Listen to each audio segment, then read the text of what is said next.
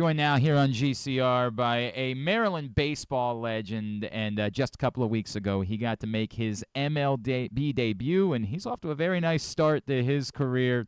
He is Chicago White Sox pitcher Sean Burke, and he is with us here on GCR. Sean, it's Glenn in Baltimore. It's great to chat with you. Thank you for taking the time for us, and congratulations, man. Thank you.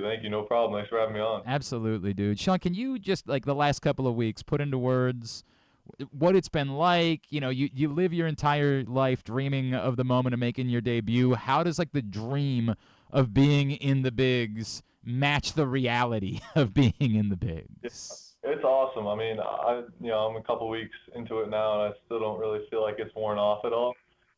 Every time I come to the stadium, it's still exciting. So it's been amazing so far. Sean, when did you know, like, when in your, like, path in baseball did you have the thought that, like, this is real, it's not just a dream, I'm going to be able to do this? Probably when I was really young, Yeah. maybe 8 or 9 years old. I mean, I think like more realistically, probably when I got to high school, but I knew 8 or 9 years old. This is what I wanted to do, and um, I would always had some gifted talent in the game since I was a little kid. So, that was always a dream early. And then, once I probably got into high school, I realized like, hey man, I really got a shot at this. Did you ever say, like, it's still, we're still talking about a path that isn't the common path, right? Like, from the Northeast to begin with, it's not a baseball hotbed, to the University of Maryland, which we all know is a growing program, and you played a big role in helping that, but still isn't a feverish program. Did you ever have any doubts just because of the path that you had to take in order to get here? No, I never, not really. I mean, I think it helped me even more just because I always had that chip on my shoulder that, I'm from Massachusetts. I didn't go to like a big SEC school, so that stuff just motivates me more, man. I like being one of the only guys from my area that's been able to make it up here, and I think that the support I've gotten from everybody back home has just made it, even better that everybody back home is pulling for me too. That's no, it's really cool, and obviously we're pulling for you back here. So let's talk about that, Sean, because one of my favorite things. So I know that Swope made it out there to see you, Yeah, and I know that, like, he wasn't your head coach, right? And he's the hitting yeah, guy. Like, uh, how does that relationship happen? That you guys became that close, and what does it say uh, about him that he was out there to be with you and support you? yeah. No, Swope's awesome, man. Like, even though he wasn't my direct coach at when I was at Maryland, like we were still super close. We would always kind of kick it, talk to each other during the dugout during practice. So Swope's awesome, man. I'm glad he got to make it out. Tommy Gardner was actually able to make it out It's too. cool.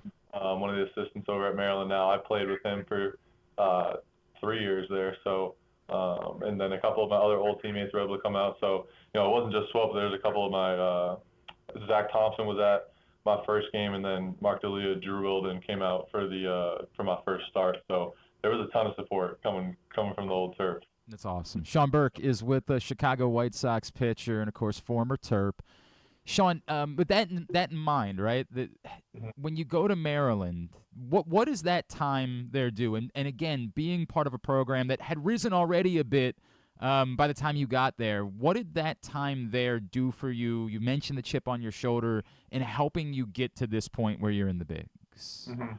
Yeah, I mean that 3 years there, I think I grew equally as much as a baseball player and off the field, just maturity wise, learning a ton more about like how to handle my business, how to recover, how to work in a team environment, how to pitch and play over a longer season because in Massachusetts we're playing 20 25 games in the high Right. school season, and then we're Right. playing summer ball for another 20 games or 25 games, and that's spaced out over 5 6 months, so it's not too grueling of a schedule. And then you get to Maryland, and it kind of bridges the gap between high school and pro ball. So just kind of the day in day out of it, I feel like getting that experience through the fall, through the spring, like learning how to navigate through a whole season was super important too. Was there something about the big games that you were able to pitch in? Like, was there something about, having that kind of pressure that kind of helped prepare you for it?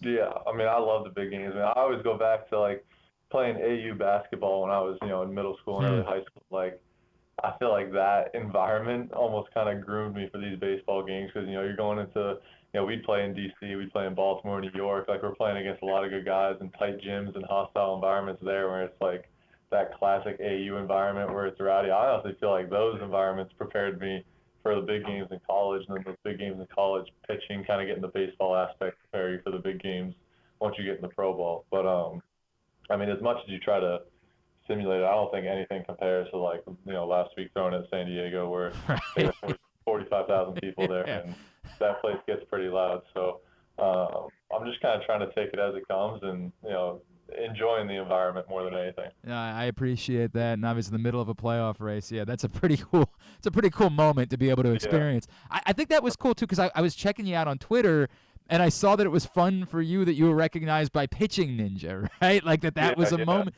What how many of those have you had? How many like little things have you been able to stop and say like, oh, dude, I'm really doing this? Like, how many of those moments have you had so far?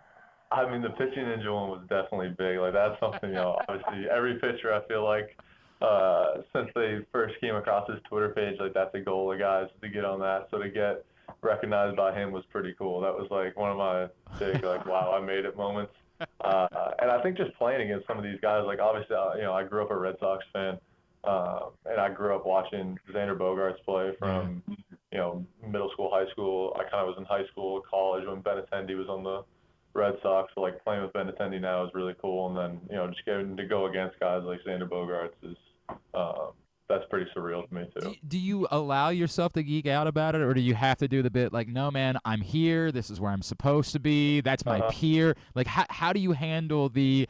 I'm sure there's like almost like a boyish like I want to freak out in this moment. How do you handle that? Yeah. I think like I'll when we're doing our reports or when we first get to the stadium, I'll kind of take it all in, like appreciate it for what it is, and then once it's go time, man, you just go back to the report, go back to your work, and treat it like it's any other hitter. Obviously you're gonna have some different game plan, different respect for certain hitters in the league, just because so many guys here are so talented. But at the end of the day, you just gotta try to execute pitches like it's any other guy. Sean, I mean, obviously we can't hide. I know it's been a difficult season for the White Sox. That's obvious. I don't want to belabor that point. Everybody knows. But what does it mean to the group of young players that are there that, like, do you feel like, hey, we're the core? Like, this is the group that's going to be counted on and going to be responsible for sort of flipping this around within this organization? Yeah, I mean, I think that where we're at right now, like, we definitely have a lot of young talent in the system. There's a lot of young talent on the team now. So I'm going to do my best to keep, trying to throw well each time out and be a part of that core that kind of moves forward with this organization the next 3, 4, 5 years, however long it may be, and just, get back to winning baseball here. Because I think, we have great fans here, and I know that the fan base cares about baseball. Like, they're true baseball fans. So, I mean, everything in that aspect, like, we have all the, the setup to be a great organization and a great team going forward. So I think it's just about a bunch of our guys continuing to get better and continuing to learn from the experiences they're getting here so that we can start to turn this thing around in the next few years. How long did it take after the debut and the excitement for Swope to remind you that he's going to need you to send him some money so they can, like, get some stands built in the outfield already? He didn't remind me about any donations yet, but he just told me he needs a jersey. But I'll talk to him. I've been telling him since like my sophomore, junior year at Maryland that I need to get a permit to put in a beer deck out there in right field.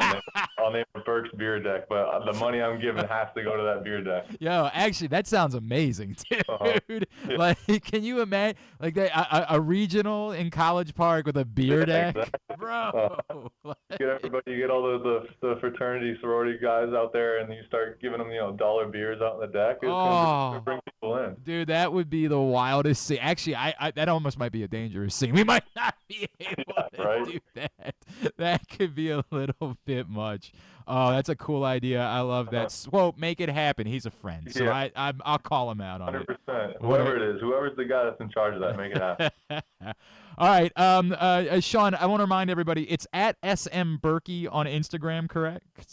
Yes. And on Twitter at Top Shelf Burke as well, right? Yes. Yes, sir. Dude, so happy for you, man. Thank you. I appreciate the fact that you were always so confident that this was going to happen, but I hope you know, for Maryland baseball fans, that it's still a rarity. As much success as we see guys like Lamont, tons of guys having, it's still somewhat of a rarity. So it's really special to see you do it, dude. Yeah. Congratulations on everything. Best of luck as you move forward. Thank you for taking the time for Yeah. us. No, thank you. I appreciate it. 100%.